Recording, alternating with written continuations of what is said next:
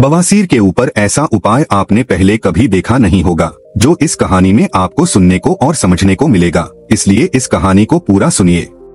कहानी का नाम महाराज का अर्श रोग और महर्षि का अद्भुत उपचार। प्राचीन काल की बात है। भारतवर्ष में एक अत्यंत प्रतापी और न्यायप्रिय राजा हुए, जिनका नाम था महाराज विक्रमसेन। उनका राज्य धन धान्य से परिपूर्ण था और प्रजा सुखी थी। परंतु महाराज स्वयं एक भयंकर पीड़ा से ग्रस्त थे। उन्हें बवासीर अर्श रोग की गंभीर समस्या हो गई थी। यह रोग इतना कष्टदायक था कि महाराज का जीवन नरक बन गया था। न वे ठीक से बैठ पाते थे, न सो पाते थे और न ही राजकाज में ठीक से ध्यान लगा पाते थे। तीव्र दर्द, जलन और रक्तस्राव ने उन्हें दुर्बल कर दिया था। राजवैद्य जो भारत के कोने कोने से बुलाए गए थे, उन्होंने हर संभव उपचार किया। तरह तरह की औषधियां दी गईं, लेप लगाए गए और यहाँ तक कि कुछ छोटी मोटी शल्य क्रियाएं भी की गईं, परंतु कोई स्थायी लाभ नहीं मिला। महाराज की पीड़ा दिन ब दिन बढ़ती जा रही थी। राज्य में निराशा का माहौल था। महाराज की इस स्थिति से उनके दरबारी और प्रजा भी चिंतित थे। एक दिन जब सभी राजवैद्य और दरबारी हताश होकर बैठे थे, महाराज ने एक गहरी सांस ली और बोले, क्या कोई ऐसी शक्ति या कोई ऐसा ज्ञानी पुरुष नहीं है जो मुझे इस असहनीय पीड़ा से मुक्ति दिला सके? तभी महामंत्री ने हाथ जोड़कर कहा, महाराज, एक किंवदंती है कि दूर वनों में एक ऐसे सिद्ध महात्मा निवास करते हैं जिनका नाम महर्षि विशुद्धानंद है। वे केवल शरीर के नहीं बल्कि मन और आत्मा के भी चिकित्सक माने जाते हैं। कहते हैं कि उनके पास प्रकृति और योग का अगाध ज्ञान है और उन्होंने कई असाध्य रोगों का उपचार किया है। महाराज की आंखों में आशा की एक नई किरण जगी। उन्होंने तुरंत अपनी सेना और कुछ प्रमुख दरबारियों के साथ महर्षि विशुद्धानंद के आश्रम की ओर प्रस्थान किया। कई दिनों की यात्रा के बाद वे एक शांत वन प्रांत में पहुंचे, जहां एक छोटी सी कुटिया में महर्षि विशुद्धानंद अपने शिष्यों के साथ निवास कर रहे थे। महर्षि का चेहरा तेज से दमक रहा था और उनकी आंखों में असीम करुणा थी। महाराज विक्रमसेन ने उनके चरणों में सिर झुकाया और अपनी पीड़ा विस्तार से बताई। उन्होंने कहा, हे महर्षि, मैंने हर तरह का उपचार करवा लिया है। वैद्य थक चुके हैं और मैं इस पीड़ा से मुक्ति पाने की अंतिम आशा लेकर आपके समक्ष उपस्थित हुआ हूँ। महर्षि ने शांत भाव से महाराज की बात सुनी। उन्होंने महाराज के शरीर की जांच नहीं की, बल्कि उनके जीवन शैली, उनके खानपान, उनके क्रोध और चिंता के कारणों के बारे में पूछा। उन्होंने कहा, महाराज, रोग केवल शरीर में नहीं होता, कभी कभी वह हमारे मन और हमारे जीवन के असंतुलन का भी परिणाम होता है। फिर महर्षि मुस्कुराए और बोले, आपके रोग का उपचार संभव है, परंतु यह थोड़ा अपरंपरागत होगा। क्या आप विश्वास और धैर्य रखने को तैयार हैं? महाराज ने दृढ़ निश्चय से कहा, गुरुदेव, मैं आपकी हर आज्ञा का पालन करूंगा। महर्षि ने अपने एक शिष्य को बुलाया और कहा, पुत्र, हमें कल से महाराज के लिए कुछ विशेष सामग्री चाहिए। उन्होंने जो सामग्री बताई, उसे सुनकर महाराज और उनके साथ आए दरबारी हैरान रह गए। महर्षि ने कहा, हमें एक शुद्ध लोहे की छड़ चाहिए जो मोटी और ठोस हो, और गाय का शुद्ध घी चाहिए।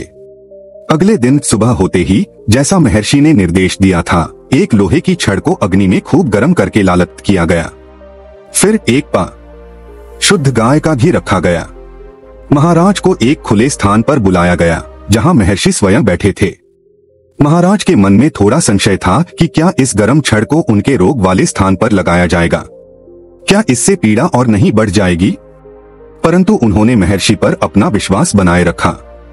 महर्षि बोले, महाराज, आपको एक आरामदायक मुद्रा में बैठना होगा ताकि आपका रोगग्रस्त स्थान थोड़ा खुला रहे। यह उपचार धूनी के माध्यम से किया जाएगा। उन्होंने समझाया, इस लालत लोहे की छड़ को सीधे आपके बवासीर पर नहीं लगाना है।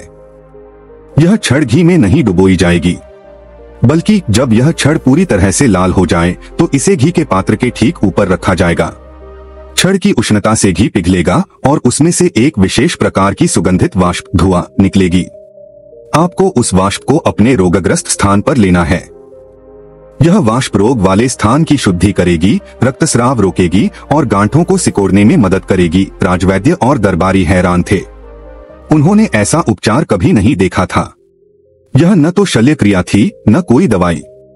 यह एक प्रकार की वाष्प चिकित्सा थी। तदनुसार उपचार शुरू हुआ। प्रतिदिन सुबह और शाम लालत लोहे की छड़ को घी के पात्र के ऊपर रखकर उत्पन्न होने वाली वाष्प को महाराज अपने रोगग्रस्त स्थान पर लेते। यह वाष्प कभी कभी थोड़ी तीखी लगती, परंतु धीरे धीरे उन्हें उसमें एक आरामदेह गर्माहट का अनुभव होने लगा। इसके साथ ही महर्षि ने महाराज को कठोर आहार नियमों का पालन करने को कहा। उन्होंने उन्हें रेशेदार भोजन, फाइबर, खूब पानी पीने और गरिष्ठ भोजन से दूर रहने की सलाह दी। इसके अतिरिक्त महर्षि ने उन्हें प्राणायाम और ध्यान का भी अभ्यास कराया, जिससे उनका मन शांत रहे, में ऊर्जा का संचार हो। कुछ सप्ताह तक यह उपचार चलता रहा। धीरे धीरे महाराज को आश्चर्यजनक रूप से आराम मिलने लगा। उनकी पीड़ा कम होने लगी, रक्तस्राव रुक गया और जो भयंकर सूजन थी वह भी घटने लगी। वे अब ठीक से बैठ पा रहे थे, सो पा रहे थे और राजकाज में भी उनका मन लगने लगा था। लगभग 2 महीने के उपचार के बाद एक दिन महाराज विक्रमसेन ने अनुभव किया कि उनकी बवासीर पूरी तरह से ठीक हो चुकी थी। उन्हें कोई दर्द नहीं था, कोई सूजन नहीं थी और वे पूर्ण रूप से स्वस्थ महसूस कर रहे थे। उनकी खुशी का ठिकाना नहीं था। महाराज ने महर्षि विशुद्धानंद के चरणों में गिरकर उनका आभार व्यक्त किया। उन्होंने कहा, गुरुदेव, आपने मुझे नया जीवन दिया है। मेरे सभी राजवैद्य असफल रहे, परंतु आपके इस अप्रत्याशित और अद्भुत उपचार ने मुझे इस असहनीय पीड़ा से मुक्ति दिला दी। महर्षि मुस्कुराए और बोले, महाराज, यह केवल घी और छड़ का चमत्कार नहीं था। यह आपके शरीर, मन और आत्मा के संतुलन का परिणाम था, जो आपने धैर्य, विश्वास और अनुशासन के साथ प्राप्त किया। रोग केवल शारीरिक नहीं होता, वह हमारी जीवन शैली, हमारे तनाव और हमारी आंतरिक अशांति से भी जुड़ा होता है। आपने अपने आहार, अपने मन और अपने शरीर पर नियंत्रण पाया और यही सच्ची चिकित्सा है। महाराज विक्रमसेन ने महर्षि से मिली इस शिक्षा को अपने जीवन का मंत्र बना लिया। वे अपने राज्य लौटकर आए, जहां उनका भव्य स्वागत हुआ। उन्होंने अपने राज्य में स्वास्थ्य और प्राकृतिक उपचार को बढ़ावा दिया और महर्षि विशुद्धानंद की शिक्षाओं का प्रसार किया।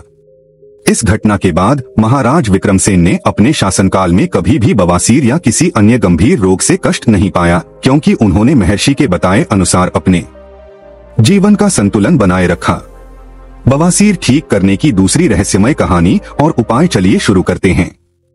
महाराजा विजेंद्र का साम्राज्य देवगढ़ अपनी धन संपदा, न्यायप्रिय शासन और शक्तिशाली सेना के लिए दूर दूर तक प्रसिद्ध था।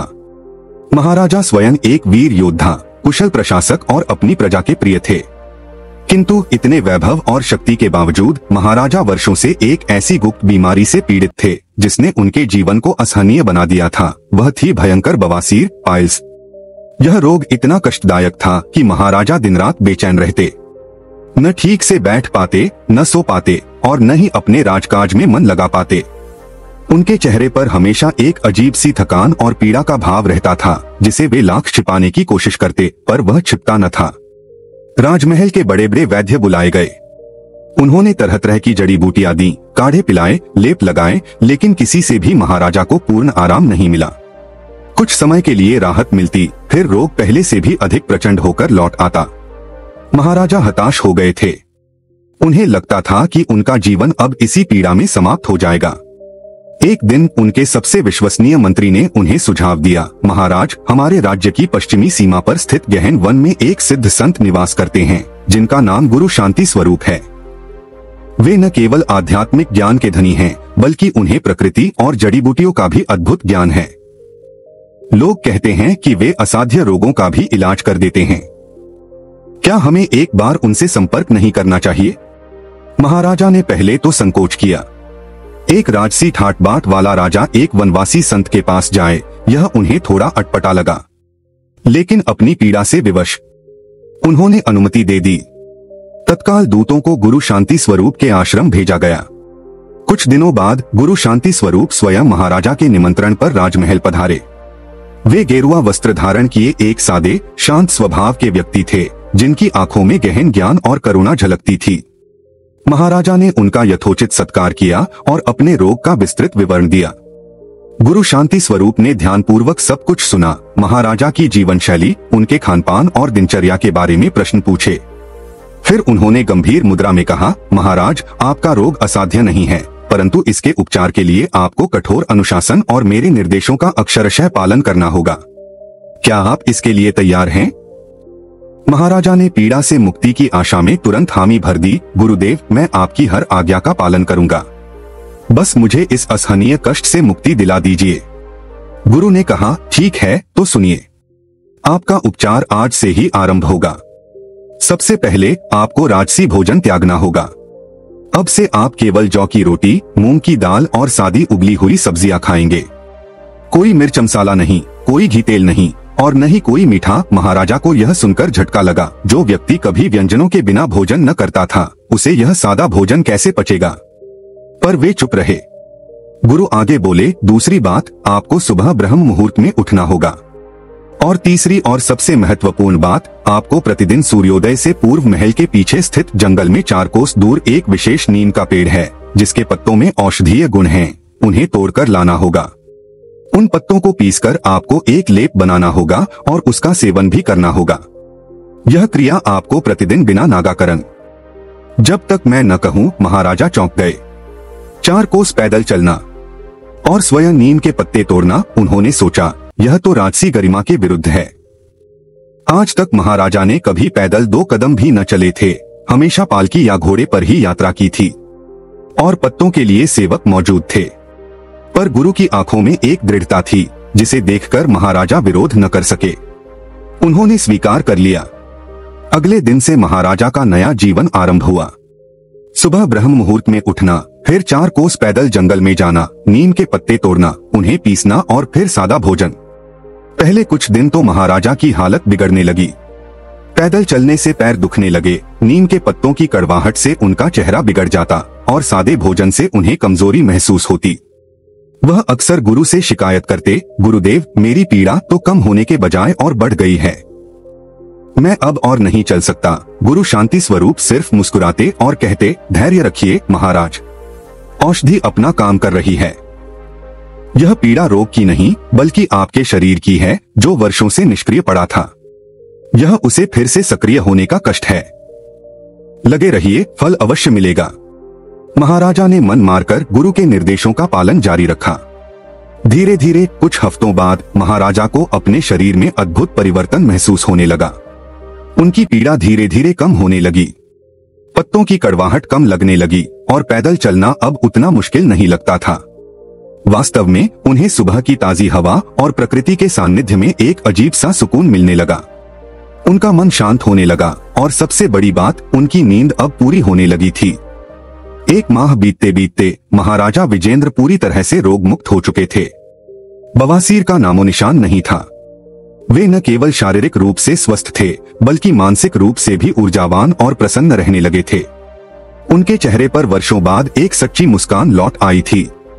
महाराजा ने गुरु शांति स्वरूप के चरणों में गिरकर कृतज्ञता व्यक्त की, गुरुदेव, आपने मुझे नया जीवन दिया है। मैंने सोचा था कि आप कोई विलक्षण औषधि देंगे, पर आपने तो मेरी पूरी जीवन शैली ही बदल दी।